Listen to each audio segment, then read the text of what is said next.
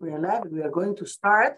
It's 11 in the morning, a.m. in LA. Now we are starting. So hi, good morning. Good morning, Talia. Thank you so much. Thank you for being here with us. In a minute, we will talk about our subject. I want to apologize in advance, although I told already Brian that he will have to be patient about my English. This is only the second time that we are doing it in English. So we will start 11 more in the morning in California, 9 o'clock, 9 at night in Israel, and we pray, and we are all hope that each day will be a little better because we feel like it's the end of the world. Anyhow, good morning, Brian, and I want to say that we are pleased to have Brian Abrams, right? Abrahams, it's close. Abraham. Brian Abraham. On the show today. Brian is the chief executive officer, what we say, CEO, right? This is of American Friends of Sheba Medical Center, what we the Israeli says Tel HaShomer. So it's a Sheba Medical Center. Originally, we were scheduled to be on this show to talk about Sheba, the regular days, the importance of Sheba, the highlights of an event that we're having at the end of October. But our lives have changed forever overnight the last few days. But anyhow, we will start, if you don't mind, about telling us a little more about you and this amazing organization of American Friends of Sheba. Can you please share? Thank you. Thank you. Well, I don't think I'm very interesting, so I'm going to speak very briefly about me.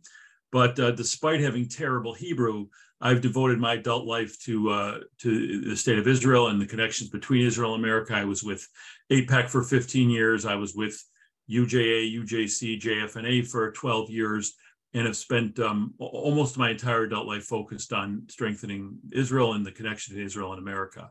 And so I was very proud to become the CEO of the American Friends of Sheba Medical Center. Many of your viewers and listeners probably know that Sheba Tel HaShomer is the largest medical center in Israel, and in fact in the entire Middle East, and one of the biggest in the world.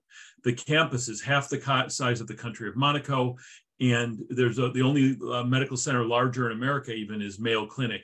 So Sheba is a cornerstone of the Israeli healthcare system.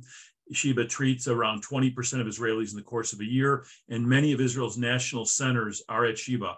People don't realize the blood of every newborn in Israel goes to Sheba for genetic testing. And there's many of their national centers. 100% of injured IDF soldiers go to Sheba where they do their rehabilitation, which makes Sheba a very large rehab hospital, but about to become a lot larger, as we'll speak about in a few minutes. So Sheba... I read this information, and I'm Israeli. I didn't know that Sheba is one of the most biggest. I didn't know that. It's enormous. It was founded in 1948 by David Ben-Gurion. The Americans had built a field hospital during World War II that they never used. And so David Ben-Gurion took it over in 48 and basically made it Israel's national hospital. And today, of course, there are many great medical institutions, but Sheba really is the biggest. We were ranked top in the world by Newsweek magazine 5 years in a row. Many medical centers around the world partner with us. We have there's many things to talk about, which I'd love to come another time and talk to you about it during better days. But Sheba is a central part of Israel's healthcare system. The Prime Minister put Sheba in charge of Israel's entire COVID response, and Sheba was put in charge of the field hospital that was sent to Ukraine when the war started. First time Israel sent a civilian field hospital to a war zone instead of the IDF. So Sheba is really many people, even Israelis, don't know how central Sheba is. To the healthcare system. I didn't know about this huge importance that role that Sheba has. I didn't know that. It's much more than a hospital. It's many hospitals. There are many buildings on the campus. They have their own internal bus system. They have their own electricity generation station, and they have 3 water filtration plants. So Sheba is really almost a city unto it. They call it the city of health. It's a little city. Yeah, city of health. Yeah. Wow. So if I didn't know that, I assume that nobody else does. Yeah, nobody, but other people do. So most of us in this show know about Sheba. You know, the Israelis know Tel HaShomer is we didn't know all the information that you gave us, but we know about Sheba. Some because of tragedies, others like me because we gave birth there. And my daughter was there. We know that the hospital plays a huge role in Israel and beyond, like you said, in Ukraine, during normal times. Even normal times, like it's a little city. Nowadays, well, the situation is a little bit, so if you can tell us more about how Sheba is handling this current situation and preparing for the long road ahead that we are going to have. So the impact on Sheba has been tremendous, and they're doing many things. The first thing they did was set up a pop-up blood bank in the lobby of Sheba, and thousands of Israelis have lined up. There are lines out the door day and night of people donating blood. In fact, the U.S. does not have an ambassador in Israel right now, but the woman who's in charge of the embassy, the number 2, came to Sheba to donate blood as part of the blood drive. Sheba's collecting blood. Sheba also, during COVID time, when the worst of COVID, they moved intensive care into an underground parking lot. They redesigned, they refitted a parking garage underground to have electricity and vacuum and air and oxygen to operate as an ICU. So they've just moved the pediatric ICU and the cardiac ICU into the underground parking lot. They're trying to get patients off the top floors of all the buildings for obvious reasons. Sheba they received almost 200 wounded since the beginning of the conflict. They currently have, the latest figures, there's 81 that are hospitalized, 41 in critical condition, 27 in moderate condition, and the rest in mild condition. For these last events. Right now. In fact, there's such a press now, they had to send all the high-risk pregnancies that normally are in the hospital to be monitored, all had to be sent home. Although a topic for another day, Sheba has some of the most advanced remote medicine capabilities in the world. So they're sending, everyone's going home with a fetal heart monitor and a urine dipsticks and other things, other equipment, so they can be monitored from Sheba if there's an emergency.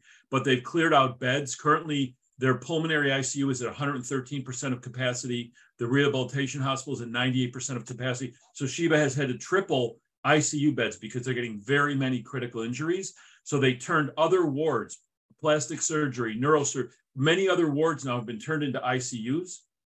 And the other thing Sheba's doing is we're going to have to triple. We're already the largest rehab hospital in Israel and the Middle East at 120 beds. We have more beds for rehab than some hospitals have beds. And we are going to triple the Director General of Sheba, it's a Christ, has set a strategic goal. We're going to triple the number of rehab beds to 360. And rehab is not something, in 5 years or in 2 years. You need to, rehabilitation starts immediately. For instance, if a patient is on a ventilator and God willing, they get healed and come off the ventilator, there's still rehabilitation to do. And for those, even any kind of grievous injuries, they do the rehab immediately so that they can move them towards away from the injury. So Sheba, there's going to be an immediate need to triple the number of rehab beds.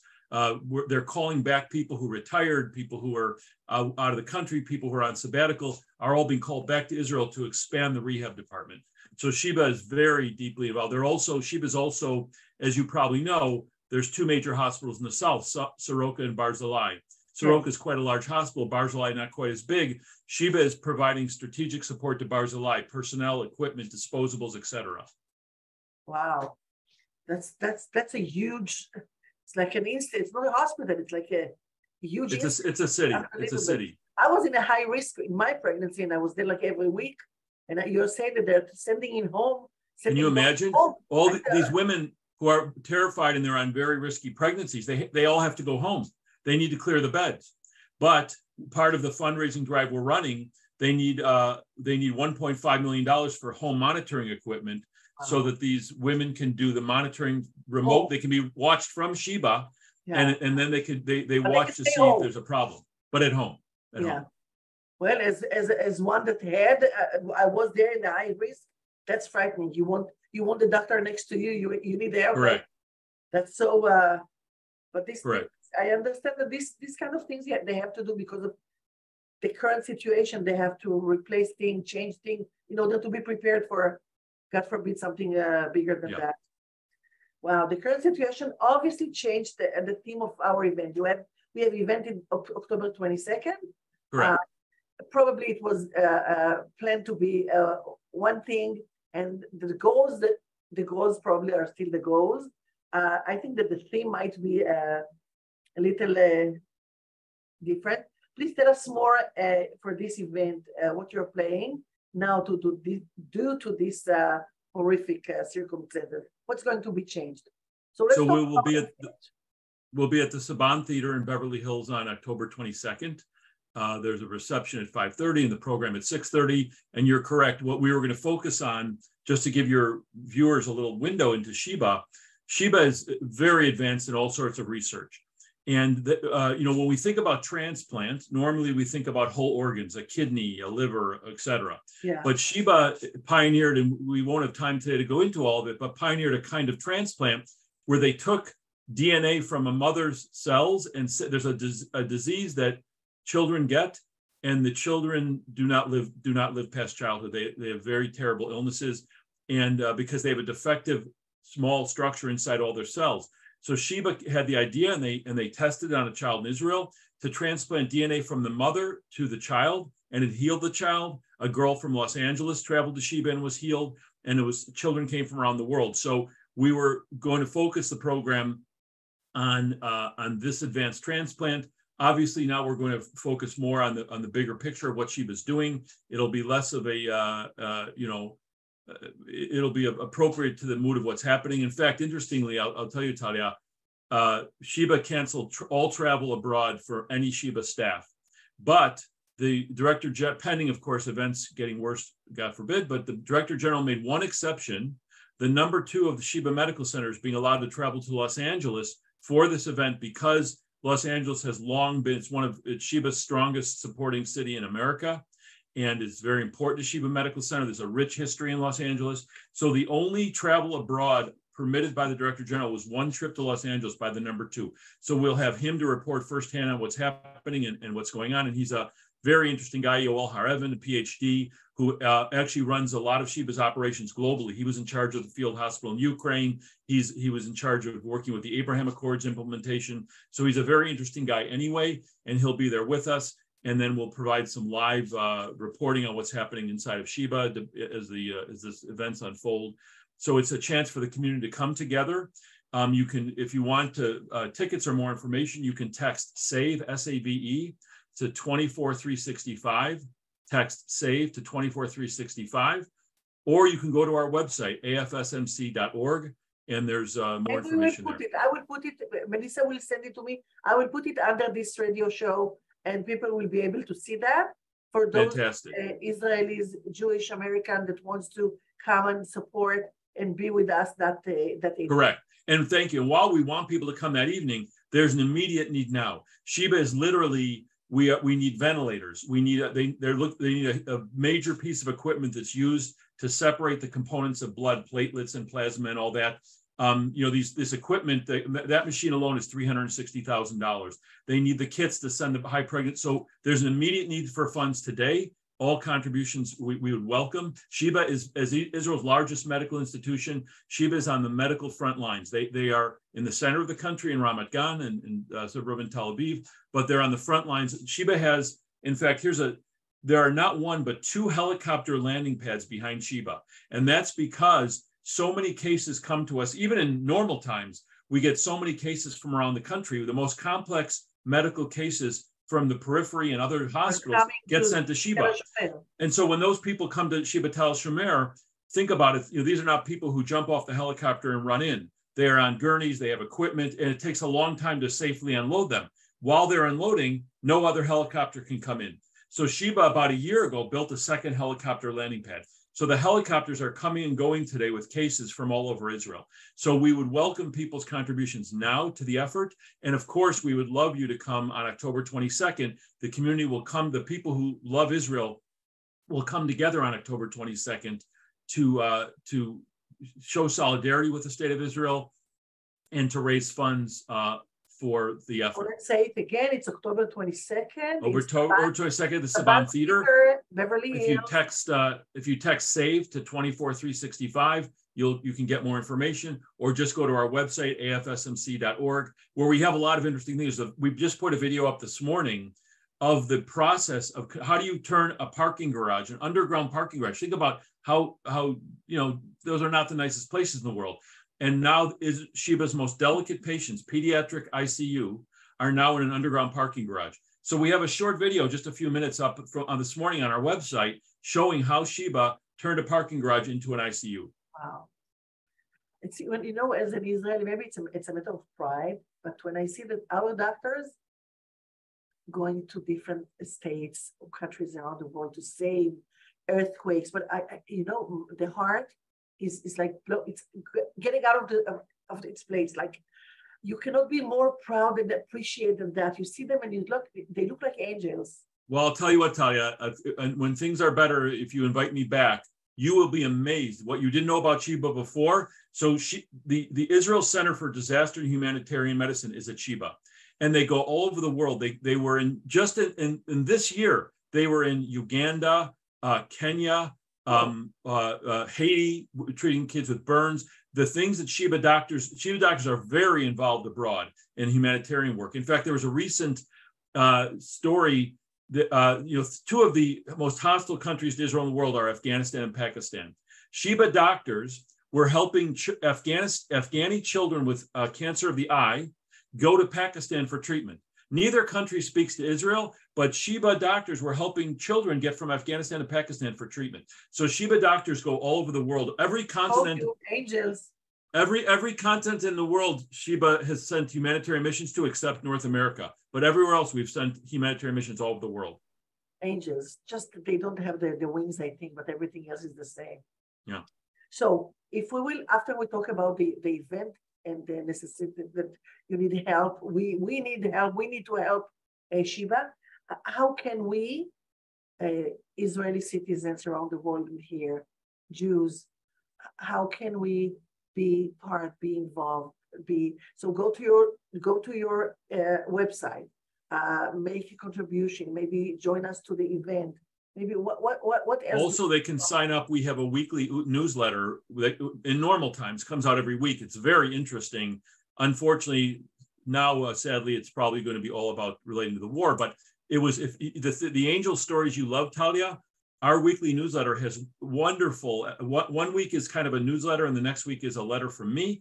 And it really covers amazing developments in Israel, the things that they've done, the latest accomplishments. So it's really, if you want to feel pride for Israel in normal times, sign up for our weekly newsletter, and you'll get, it's a quick, easy read each week. It's just 3 to 5 minutes to read, but it gives you a real update on what Israel's doing in medical research, in medical innovation, and humanitarian work.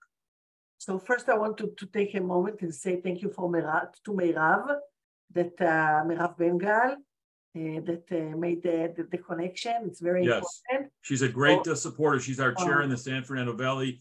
She's a fabulous activist and great supporter of Israel. She's a friend. She is a friend with a good heart, a huge heart.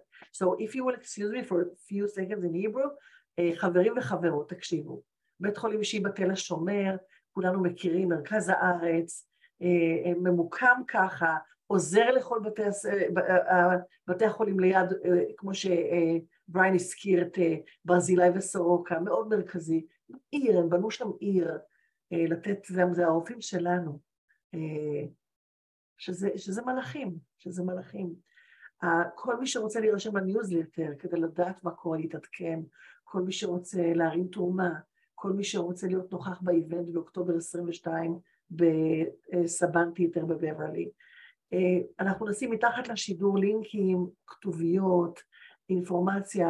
כל מי שרוצה לקחת חלק, סופר מוזמן לבוא, לפתוח את הלב, לנשום את ישראל בחזרה לבפנים שלנו. כל הלינקים יהיו למטה. So how... Talia, my parents sent me to Hebrew school for 5 years. I hired tutors for many years. I've been to Israel 60 or 70 times. I used Babel. I've done everything. And Hebrew will not penetrate my brain, so I apologize. I get every third word. Did you understand something? Every third word. Merkazi. I mean, I have vocabulary. I just don't have, I can't speak. So I gave few clues, like I said, Barzilai and the Soroka that you will understand. Sabat, I gave you some clues that you will go with me for it. But Talia, I know the three most important words: Am Israel Chai. Israel Chai. Forever. And we're getting from this world so many. Well, that's, as you're saying, Talia, I should tell you, it's beautiful. I get an email confirmation for every single contribution, and it's beautiful. Of course, many Jewish names, but many non-Jewish names. And we're getting contributions in America from Bulgaria and Brazil and London and Paris. So people are really, I think the world is seeing how terrible the nature of the Hamas is. Yeah, I think now they see it. After they compare it to 9/11, and I think now most of the people that prefer to be blind, not because they know, because of ignorance, they prefer to be blind. I think that now something happened in the world. People are starting to open their eyes. Who knows?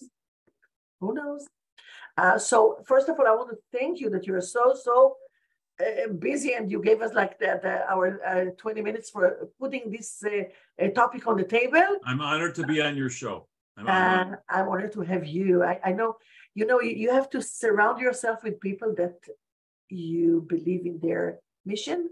Mm-hmm.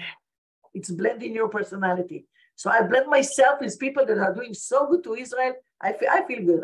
Will you join us on October 22nd, Talia?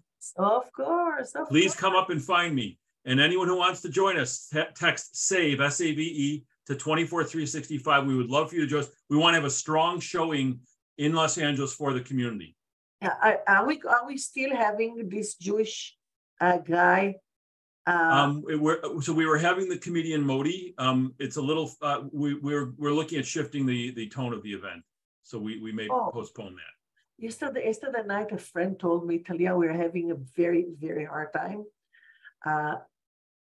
The moment you see everything, your subconscious doesn't know if it's reality or imagination, because you're feeding too much. You need to take breaks in order to stay normal, to stay to save yourself from this horrible adventure, horrible situation. Yeah. So after I heard her, I said, okay, every other day I will do one day without news. You have to put some things from the regular life in order not to. We cannot lose ourselves. We horrible things ever. We are crying our hearts out, but we have to, each one of as family, kids. We have to keep that. Yeah, they say on the airplane, put on your oxygen mask first. You can't help Israel if you don't take care of your own health and mental well-being. When I heard about Modi, I said, okay, although he's funny, he's Jewish, he has good points that can give you some smile. I said, you know what? After this 2 or 3 weeks until this event, I said, wow, we will definitely deserve a few moments of nachat. Definitely. Who knows? Brian, thank you. Thank you so much. My pleasure. Thank you, Talia. We will meet each other on October 22nd. I look forward to it. All the information will be above for the newsletter registration, to come to the event and to support. We will write down everything there. Thank you. Good job. Thank you so much. Bye-bye.